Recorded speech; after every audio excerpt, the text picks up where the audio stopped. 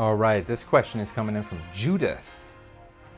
Is Upwork too big to be overtaken by another freelancing company? Yeah, I think companies get bought all the time that are big. I don't know if necessarily Upwork's too big already. I don't know why at this point they would want to get purchased, because I think they're just beginning to get their legs. And I see really that the next 5 years is going to be incredible for them. So maybe they can look at being purchased in 5 to 10 years or something like that. But I think they're going to be even a more giant monster. And if you look at historically what Upwork is about, and they're about purchasing companies. You know, they are a product or a love child of Elance and Odesk. So those were two big freaking freelance platforms back in the day. That I was on Odesk at the time, and you know, that seemed like it just happened overnight, right? Like one day it just all became Upwork, and it was pretty wild. So things like that can be crazy and happen soon. You know, would I be that surprised if there was a merger between Fiverr and Upwork at some point? I wouldn't be that surprised. I don't even know who would buy who, to be honest.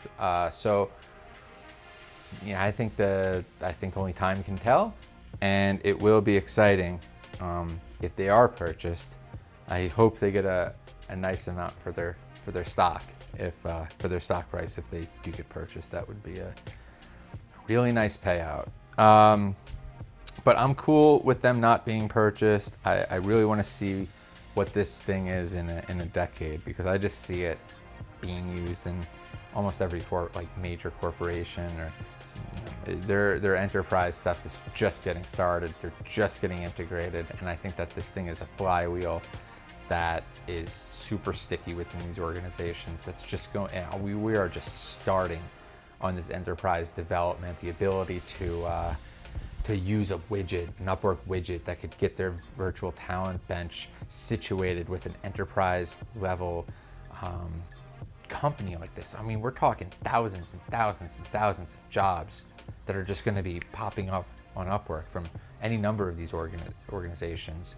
I was just informed that Johnson & Johnson is spending $40 million on this platform. 40 million, just them, 40 million. So it's going to have to be a freaking crazy offer if Upwork was ever to be considered being purchased, I would say. But like I said, I have no idea, and the future should be interesting. So thank you so much for that question, Judith. And that was, is Upwork too big to be taken over or overtaken by another freelancing company? Oh, I didn't even, I'm sorry, Judith. I didn't even read that question right. You were just saying like overtaken as in, will there be a bigger one? Not purchasing. So you're just saying like overtaken. Again, crazier stuff's happened. The problem is like these guys have a war chest now. You're talking an American public traded company, and it's the biggest American traded company. You have Freelancer, which is I think based in Australia. You have TopTal, which I think is based in China, and then you have Fiverr, which is based in Israel. So I'm pretty hard pressed to see that they're not going to at least try to box out any American competition. I know I would, if I was Upwork, just be buying other companies at this point. So I could, they have a powerful team at this point. Silicon Valley inroads, war chests.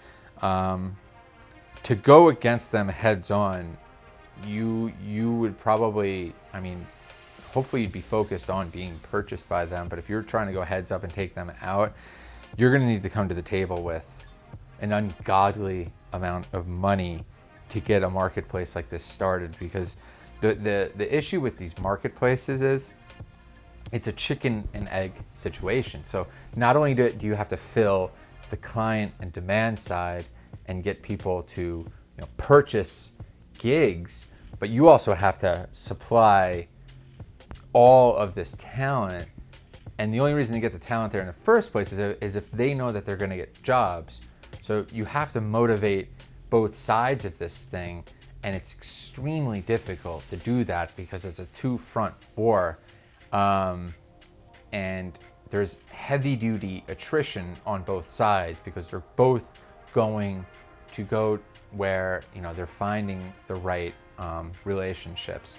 And Upwork is very dialed in there, and Fiverr is dialed in another way where, you know, they have all this supply of these products and someone can just go quickly and purchase it. So I could see someone overtaking Fiverr, and I see Upwork currently doing that with the product catalog.